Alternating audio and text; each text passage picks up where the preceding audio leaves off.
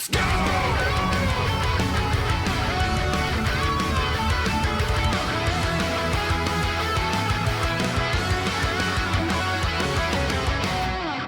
There's something in this game that I've really wanted to look at in comparison to MvCI that was a, outside of the game just obviously being visually better than Marvel vs. Capcom Infinite, right? And in more ways than one. There's one thing I actually wanted to check out, which was the impact of hits. Why do hits feel more impactful in Marvel 3 than they do in MvCI? And I think I found it. After watching so much of this game over the past few weeks now, since Ripley's been around, I've wanted to take a look at something. And I think I've seen it. I watch it on streams and I don't really, and when I play the game, I don't pay attention. Sound helps, yeah, I do agree. Sound definitely helps. I need something that moves. Actually, stage with lines. So let's actually, you notice how when Wolverine blocks an attack in this game? Watch the background. Doesn't move at all. Like if I took a small portion of the screen space, check this out. This might be an observation and it might not. Yeah, oh, look at that. Oh, look at that big ass fat Ryu. So here's a part of the background, right? Here's a big part of the background back here. I'm gonna move this, I'm gonna bump it like up in this direction. So when we hit the opponent, it's not moving at all. Clearly, it's not moving. We're gonna CSI the shit out of this. Turn guarding to no guard. Let's go see if this looks any different. First attack. Yes. You see that? Even light attacks, even the smallest of attacks have a screen shake. Even the smallest, and it is not huge, right? And this was my thing that I was making an observation of. I was like, why? I love MvCI. I love the gameplay in MvCI, right? But there's something about the hit impacts in Marvel Infinite that feel off, that don't feel as powerful as hit impacts in Marvel 3. So you get something big, and it gets even bigger. And I'm like, why isn't it? I'm gonna check out MvCI. We're gonna do some deep, dark looking, and I'm gonna zoom in on one of the stages in MvCI to take a look, because I think that this is not happening in Marvel Infinite. I don't think it does. Try a super. It's hard to tell if it happens during a super, okay? It's a little difficult. Yeah, and when special moves happen, it's even more pronounced.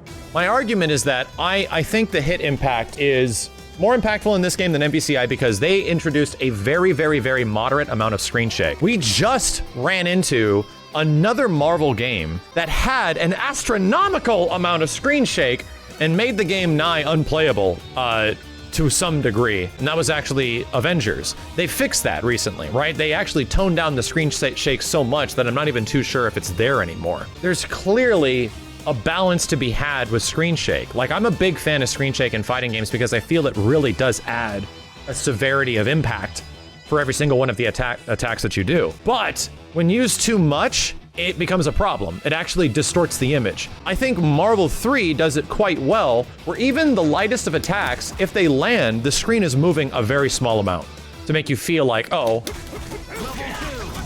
I'm getting a combo, right? Something's happening. Killer Instinct does this as well. Yeah, Killer Instinct does it on very light attacks too. But the cool part is that on certain other attacks, it shakes even more, right? It's kinda crazy. Is there more hit stop in this game over MvCI? I don't think so. I think hit stop in this game and Marvel Infinite that's a very move dependent sort of thing.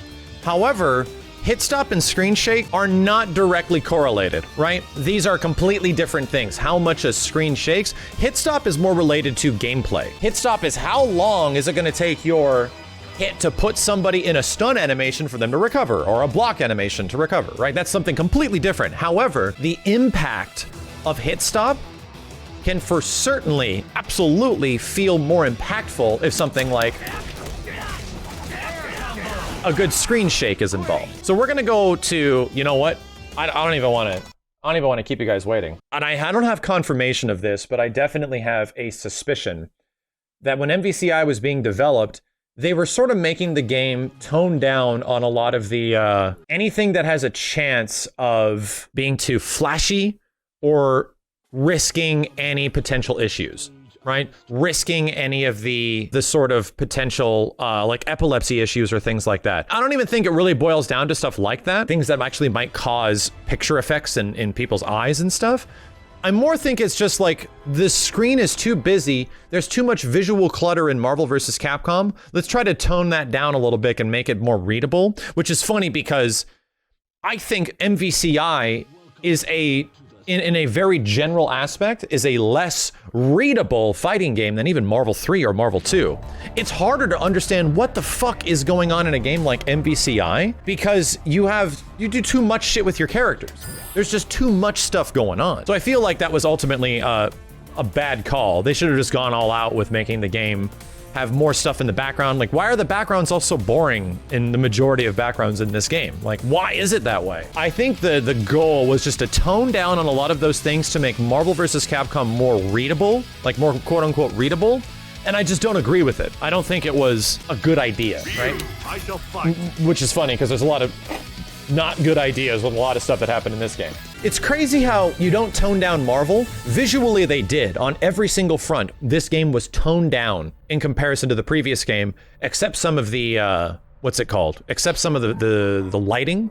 Some of the lighting in this game is actually kind of cool, but it has such a terrible art style, it doesn't matter, you know? It doesn't actually matter. When it came to the gameplay, the game got crazy. Like, they were willing to make the game even crazier, which is the weirdest part because you can do way too much stuff. So,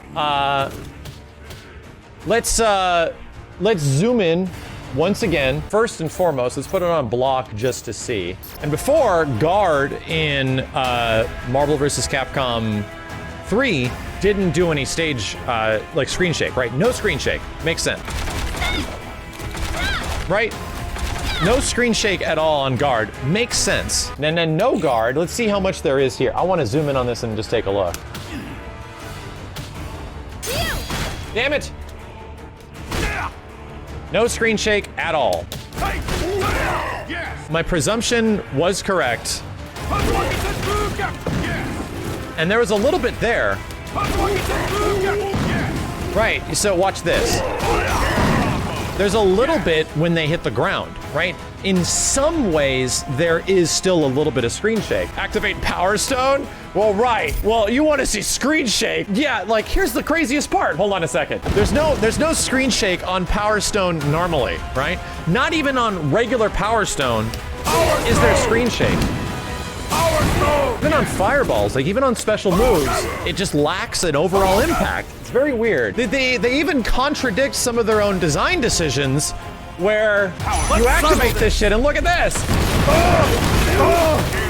So much goddamn screen shake. And then there's like so much, like there's just a shit ton all over the place suddenly. I think it's very weird, right? There's so many weird design decisions that sort of kicked in when they were making these games. And I just wanted to boil down like my little science experiment. Why does hit impacts feel better in Marvel 3 than it does in MvCI? And the difference is literally a little bit of screen shake. Not even a lot, just a little bit. Until you get into Power Stone, then it gets absolutely crazy, right?